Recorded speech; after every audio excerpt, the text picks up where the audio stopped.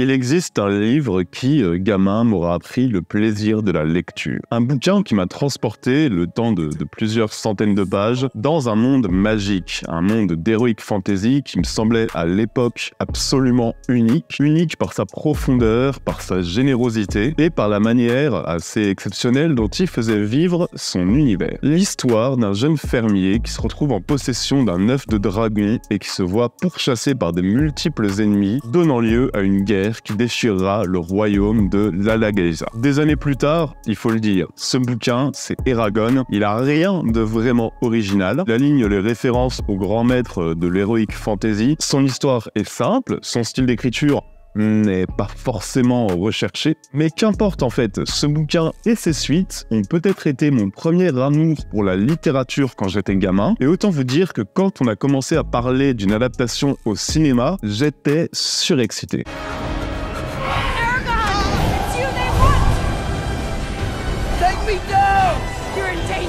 Cette adaptation, en vrai, ça devait arriver. L'univers des dragonniers,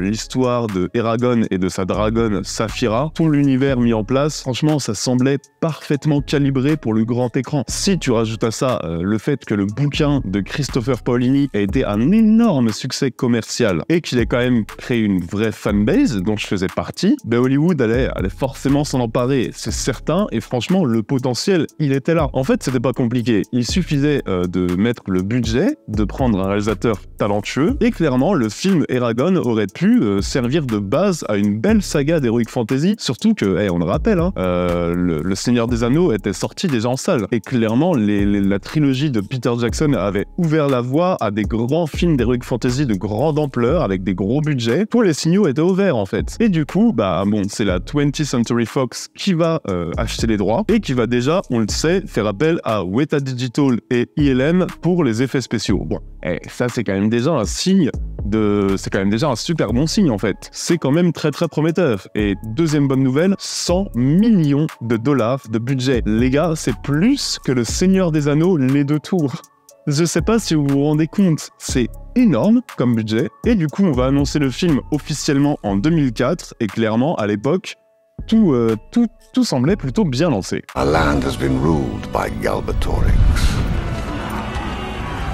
He crushed all rebellion, including the freedom fighters known as the Varden.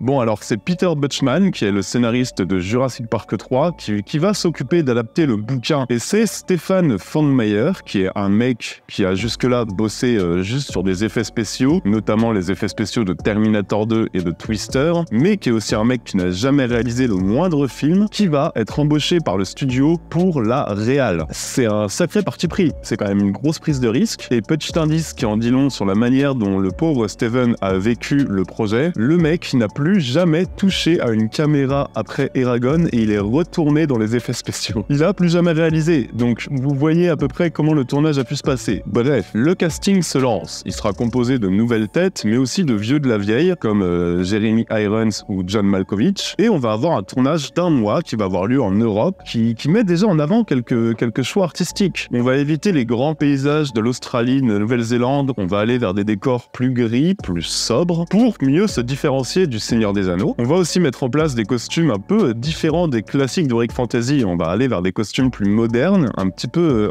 anachroniques. Et pendant que ILM et Weta se mettent à bosser sur les effets spéciaux, il y a quand même une grosse machine promo qui se met en place. Une promo dans laquelle votre fidèle serviteur, qui est alors un préado de 11 ans, tombe complètement et qui fait clairement de Eragon sa plus grosse attente cinéma de l'année. Nous vaincrons ensemble! Fais voir ce que tu as dans le ventre!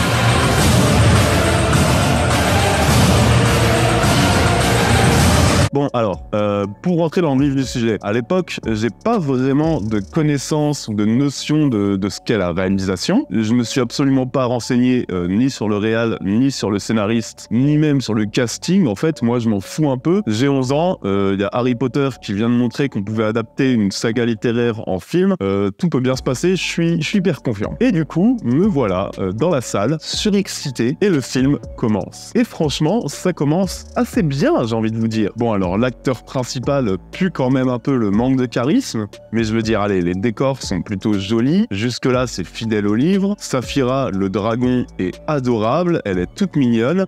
Les effets spéciaux sont plutôt pas mal en soi. Franchement, j'ai presque envie de vous dire, le premier quart d'heure, je suis comblé quoi. Et puis peu à peu, alors le film commence à dérailler et il se précipite tout seul à vitesse hallucinante dans les abîmes de la bêtise pour aller en fait finalement de scène en scène jusqu'à un ratage complet assez hallucinant. Give it to me, Dada, and I'll let you live. is there anyone who trusts the word of Shade?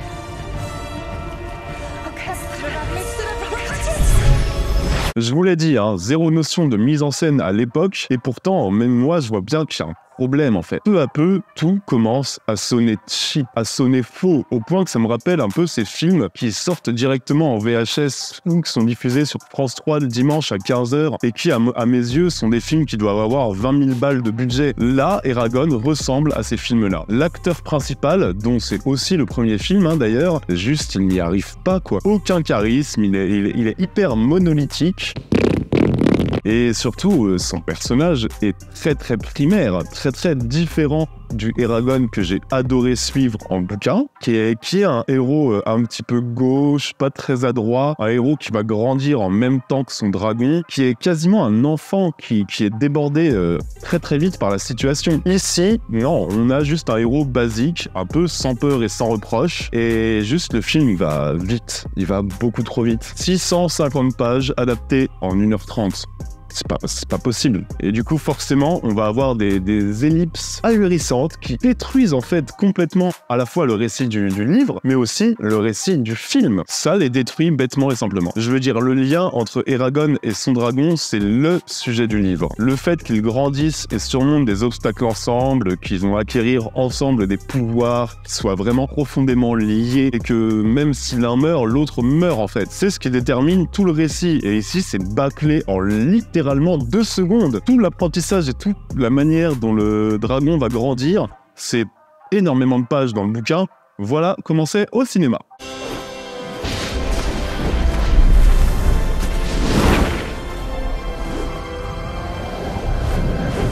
Et je veux dire, c'est le cas de 80% du bouquin. Il y a vraiment 80% du livre qui n'apparaît pas dans le film. Là où c'est un problème, c'est que c'est souvent des éléments très importants. Et c'est les éléments qui différenciaient le bouquin Eragon d'un bouquin d'heroic fantasy basique et cliché et un peu chiant. C'est tout ce qui faisait la spécificité de Eragon. Et vu qu'au cinéma, ces éléments, on ne les retrouve pas, du coup, on a droit à un film tout ce qui est de plus basique, cliché et vide, hyper fade, hyper décousu, et voire même, là c'est plus grave, parfois franchement incompréhensible. What is that thing? Dark magic. Alors attention, je précise, les amis, je suis complètement pour la non-fidélité au cinéma. Enfin, en fait, je veux dire, je m'en fous qu'un film soit fidèle à proprement parler à l'œuvre originale. Tant que le cinéaste transcende le matériau original pour le faire mieux coller à son média, à son médium, pour explorer même d'autres thématiques s'il veut, pourquoi pas. Un film, c'est pas un livre, on le sait bien. Et c'est le travail du cinéaste d'adapter et de faire en sorte qu'en fait, cette histoire colle à un nouveau média. Le cinéma qui est bien différent de la littérature, moi, ça me va. Limite, je préfère ça plutôt qu'un bouquin bêtement adapté de A à Z. Mais ici, en fait, je pense très sincèrement qu'il n'y a pas une personne à la production qui a lu le bouquin. Je veux dire, il n'y a pas de sens. Aucun personnage n'a de sens. On rajoute, ça c'est grave, on rajoute des éléments qui sont terriblement chiants et sans aucun but, alors qu'à côté, on supprime des passages et des séquences primordiales, et surtout des passages et des séquences très cinématographiques du bouquin. Je veux dire, moi, en les lisant, j'avais déjà les images en tête, et le fait que le film les supprime pour me mettre en fait une scène de dialogue rajoutée complètement conne et filmée en chant contre chant, ça m'énerve. Et alors les amis, si je parle de la mise en scène, c'est terrible en fait, tout est en roue libre. À partir du moment où le film essaye de partir dans l'épique, c'est terriblement cheap, avec une direction artistique qui juste n'a aucune idée et du coup pompe ouvertement tous les films d'heroic fantasy. Alors que le matériau quand même, il est là, je veux dire.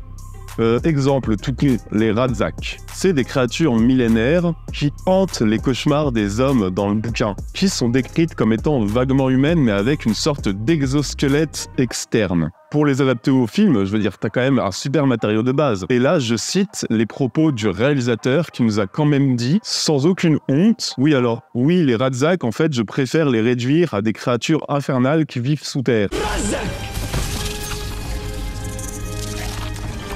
Quoi? Mais mec, enfin, je veux dire, pourquoi? T'es qui? Pourquoi tu prends cette liberté? C'est quand même incroyable. Et du coup, le résultat, c'est qu'en fait, les Radzak, dans le film, vous vous rappelez du méchant dans Astérix et Obélix contre César? Il est mieux fait. Les gars, il est quand même mieux fait, c'est quand même fou.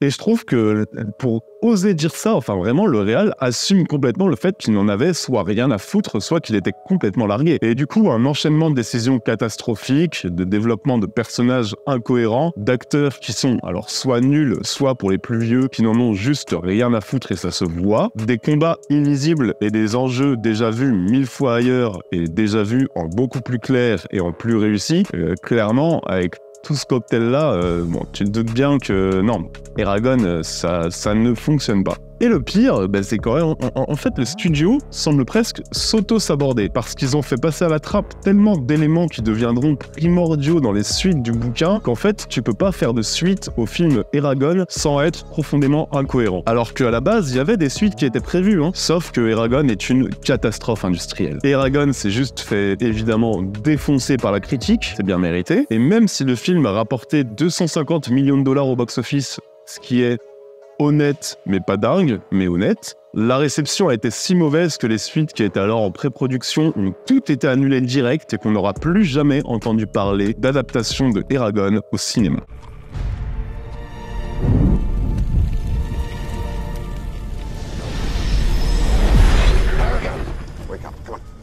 Alors oui, il y a des pires films qu'Eragon, oui, ok, sans doute. Mais il n'empêche que ce film restera longtemps comme étant la plus grosse déception au cinéma du Louis préado, qui pensait un petit peu bêtement que ouais, le film avait tout pour réussir, et que le bouquin qu'il a initié au fantastique et à l'heroic fantasy allait pouvoir avoir droit à la même saga qu'un Harry Potter par exemple. Et c'était sans compter l'opportunisme du studio et de toutes les personnes impliquées dans la création de ce film. Encore aujourd'hui, Eragon reste quand même assez douloureux à voir. Je peux vous dire que le revisionnage, les gars, pour cette vidéo, il m'a fait mal. Paraît-il que depuis 1 an se développe une série coécrite par l'auteur du bouquin original, Christopher Paolini, une série qui sortirait sur Disney+, donc qui est évidemment, puisqu'ils ont racheté la Fox, le nouveau propriétaire des droits. Et il y a du danger dans cette série. Le danger, ce serait de refaire encore une fois de Eragon, une sorte de série d'heroic fantasy pour les nuls, un peu heroic fantasy pré-adulte, tu vois ce que je veux dire? Un peu comme Percy Jackson l'a été sur Disney+,